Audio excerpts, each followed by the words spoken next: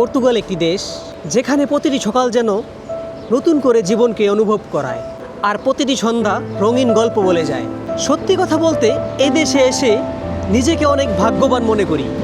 আমি Sheikh Habib, Lisbon Portugal থেকে আপনাদের ভাই আছি আপনাদের সাথে।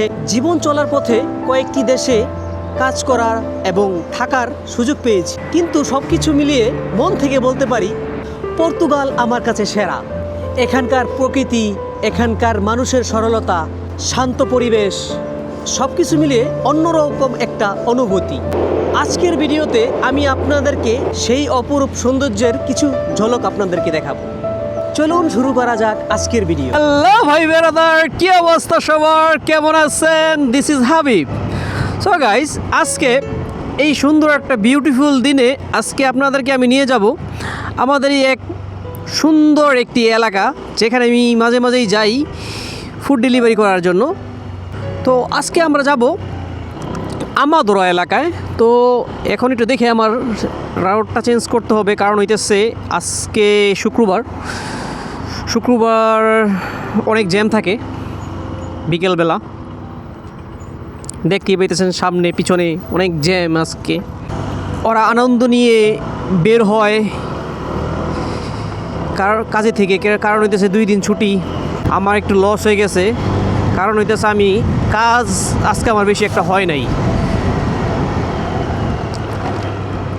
এই দেশের মার্কেটিং দেখছেন? এই যে দেখেন মার্কেটিং, লুই বাটনের মার্কেটিং চলতেছে সামনে। এই আপনার বড় একটা টিভি দেখেন, এই টিভিটা আপনাদেরকে দেখানোর জন্য এই সাইড দিয়ে আমার আশা। পিছনের যে পাহাড় আছে, এই পিছনের পাহাড় অনেক দূরের থেকে এই টিভিটা দেখা যায়, মানে প্রায় 1 মাইল দূরের থেকে আপনি এই টিভিটা দেখতে পারবেন। তো এত বড় আকারে এটার ভিতরে হয়তো বা আপনার কোনো কিছু অ্যাড দেওয়াই তৈলে টাকা লাগে। এটা হচ্ছে এলকাডো ইংলিশ বলে। এখান থেকে মাঝে মাঝে আমি অর্ডার পিক আপ করি। সামনে স্টারবাক্স আছে।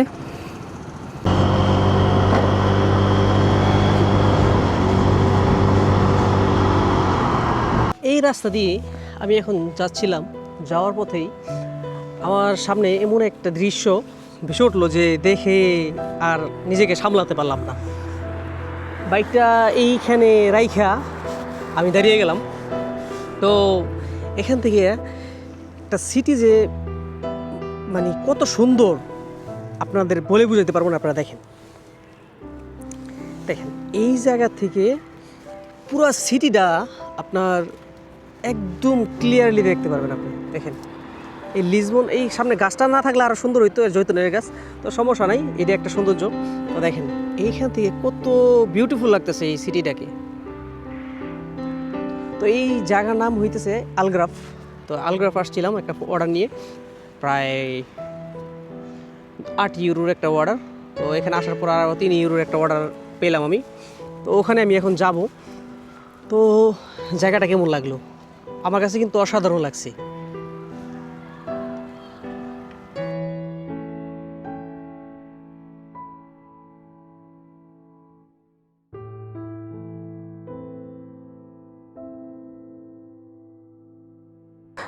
আপনাদের সাথে কথা বলতে বলতে একটা অর্ডার এসে গেছে আমার এখানে।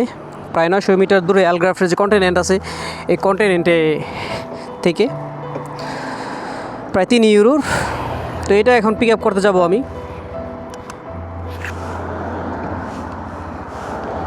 রাস্তার উপরে উঠাই দিয়েছিলাম এই জায়গা থেকে। এখন আমি নাইমা যাই।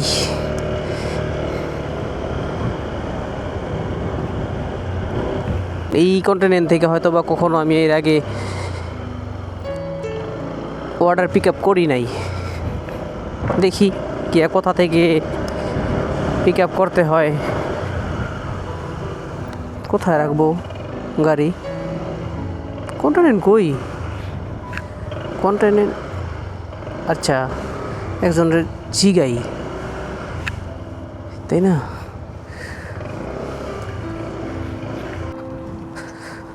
বাংলাদেশি নাকি? হ্যালো ভাই, বাংলাদেশি ভাই, মাল পিক আপ করে কোথা থেকে? এই কন্টেনারের মাল আপনি সিটি থেকে নাইবেন না? হ্যাঁ, সিটি থেকে নাইমা সামনেই দেখবেন। ওই শীত নিচে ভিড় অসাধারণ। ধন্যবাদ ভাইয়া।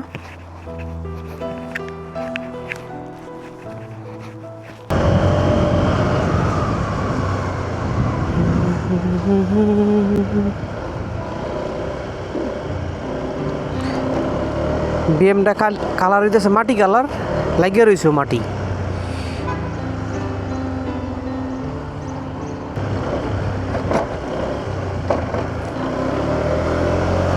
এই জায়গায় ফুলটি সুন্দর ফুটছে এখন, সারি সারি এই গাছগুলোই।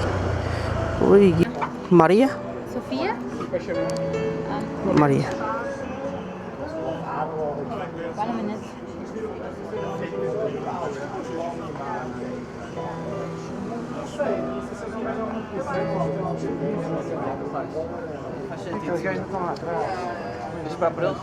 Yeah, Sí, obrigada. obrigado.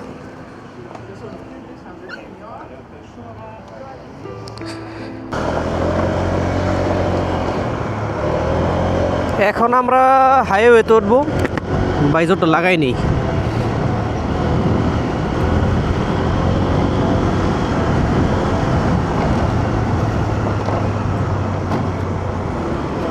প্রথম প্রথম হাইওয়েতে উঠতে ভয় পাইতাম, তো ওই যেই স্পিডে গাড়ি চলে। তো এখন আবার সব কিছু ঠিক হয়ে গেছে, এখন হাইওয়েতেই ভাল লাগে।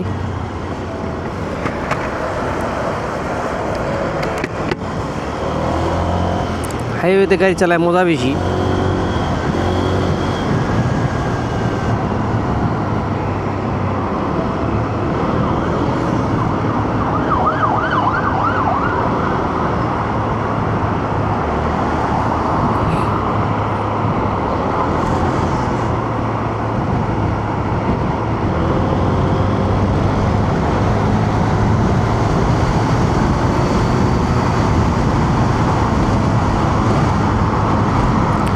এটা গাড়ি না, এটা রকেট, রকেট বুঝছেন, রকেট চালাইতেছি।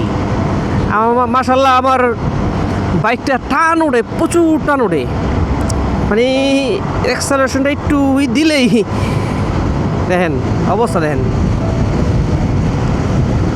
কত, 90।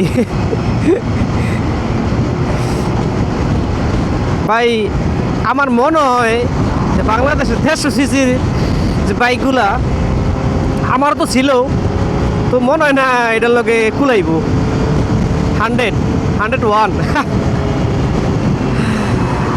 মানে দিতে দেরি, অ্যাক্সেলারেশন টানতে দেরি নেই, তো সব জায়গায় সব টান দেওয়া যাইব না, সমস্যা আছে।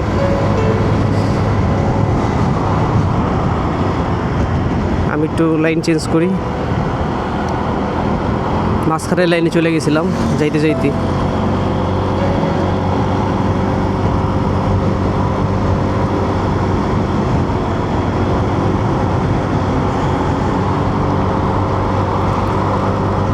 তো এই 25,000 চালানোর পরে বাইকটা মাশাল্লাহ এখনও যে স্মুথ, এখন আমার কোনো মানে মেজর কোনো কাজ কাম লাগে নাই।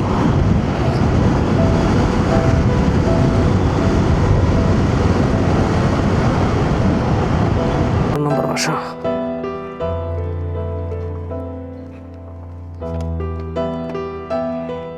Desculpa. Obrigado. Obrigado. 5 টাকা 78 পয়সা। তো প্রায় 6-7 কিলোমিটার রাইড করলাম, এখন আমি যাবো